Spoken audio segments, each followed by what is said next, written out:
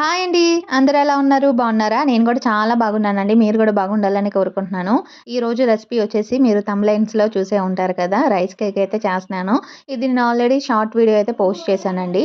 ఎవరైనా చూడకుండా ఉన్న వాళ్ళు ఉంటే గనక ఖచ్చితంగా ఒకసారి షార్ట్ వీడియో కూడా చూడండి. ఇప్పుడైతే మా చెల్లెల కోసం, అలాగే మా పిల్లల కోసం కూడా ఇంట్లోనే కదా అని చెప్పి ఈ రెసిపీ అయితే ప్రిపేర్ చేస్తున్నాను. అందులో వాళ్ళ షార్ట్ వీడియో చూడగానే వాళ్ళకైతే చాలా బాగా నచ్చింది. అలాగే చూడగానే వాళ్ళకి కూడా తినాలనిపించిందంట. "అక్క ఒకసారి చెయ్యవా మా కోసం" అని చెప్తే, ఇంకా సరేలే అని చెప్పి మా చెల్లెలు, తమ్ముళ్ళ కోసం అని చెప్పి చేస్తున్నానండి. ఇంక ఇప్పుడు కేక్ ఎలా ప్రిపేర్ చేయాలో చూపిస్తాను. ఒకసారి ట్రై చేయండి. ఖచ్చితంగా బాగొస్తది. అలాగే టేస్ట్ కూడా బావుంటది.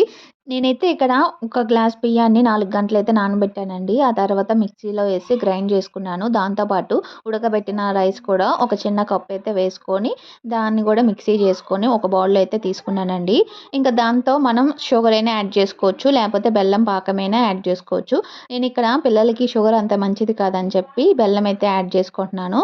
ఇంకా బెల్లం కూడా కొంచెం కరిగిస్తే చాలండి. మరీ తీగ పాకం అలా ఏమి అవసరం లేదు. కొంచెం వాటర్ ఏసుకొని కరగబెట్టుకుంటే సరిపోయిద్ది. ఇంక ఇప్పుడు ఆ బెల్లం పాకాన్ని మనం ముందుగా నానబెట్టిన బియ్యం మిక్సీ చేసుకున్నాం కదండీ! దాంట్లో యాడ్ చేసుకొని బాగా కలుపుకోవాలి. ఇంక ఇది కలుపుకుంటూ ఉన్నప్పుడు దీంట్లోనే కొన్ని అయితే మనం యాడ్ చేసుకోవాలి. నేనిక్కడ దీంట్లో వెనిల్లా ఎసెన్స్ అయితే యాడ్ చేసుకుంటున్నాను. మీరైతే ఇలాచీ అయినా వేసుకోవచ్చు. యాలకులు కొంచెం మనం బియ్యం మిక్సీ చేసేటప్పుడే దాంట్లో మనం ఇలాచీ ఏసుకొని మిక్సీ చేసుకుంటే సరిపోయిద్దండి. ఇంకా నేను ఎందుకులే ఇప్పుడు కేక్ లాగా చేస్తున్నాను కాబట్టి వెనిల్లా ఎసెన్స్ అయితే వేస్తున్నాను. ఉంటే వేయొచ్చు. లేకపోతే యాలకులైనా ఎయొచ్చండి. ఇంక ఇది మొత్తం కలిపిన తర్వాత దీంట్లో కొంచెం సాల్ట్ అలాగే కొంచెం వంట సోడా కూడా యాడ్ చేసుకోవాలండి. మొత్తం కలిపేసి ఇంకా ఎక్కువ టైం ఏం తీసుకోవసరం లేదు ఇది నానడానికి. ఇంక ఇలాగే మనమైతే కేక్ అనేది ప్రిపేర్ చేసుకోవచ్చు.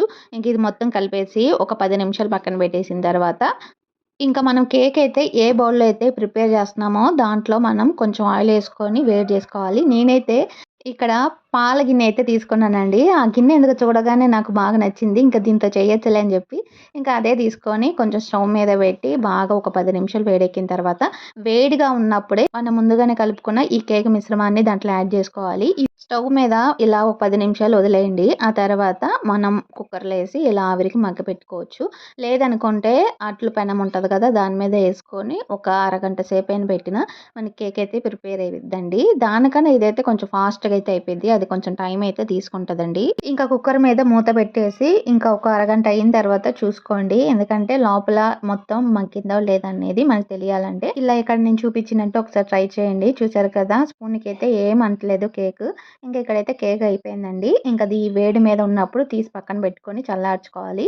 ఇంకా కేక్ అయితే చల్లారే లోపల మా చెల్లి, మా తమ్ముడైతే స్కూల్ నుంచి వచ్చేసారండి. ఇంకా వాళ్ళతో పాటు మా పాప, మా బాబు కూడా వెయిట్ చేస్తున్నారు. ఈ కేక్ ఎప్పుడెప్పుడు కట్ చేస్తానని చెప్పి. ఇంకా ఈ కేక్ చల్లారిన తర్వాత ఇంకా కేక్ అయితే కట్ చేసి మా చెల్లెలకి, అలాగే మా పిల్లలకి కూడా ఇచ్చాను. వాళ్ళకైతే చాలా బాగా నచ్చిందండి ఈ కేకు. నిజంగా పిల్లలకైతే ఇలాంటి కేక్ ఇంట్లోనే సింపుల్‌గా చేసుకోవచ్చు.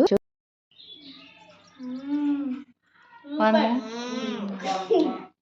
ఇంకా కేక్ అయితే మా చెల్లికి చాలా బాగా నచ్చింది. ఇంకా మా తమ్ముడికి, మా పెద్ద చెల్లికి, మా పిల్లలందరూ అయితే చాలా ఇష్టంగా తిన్నారు.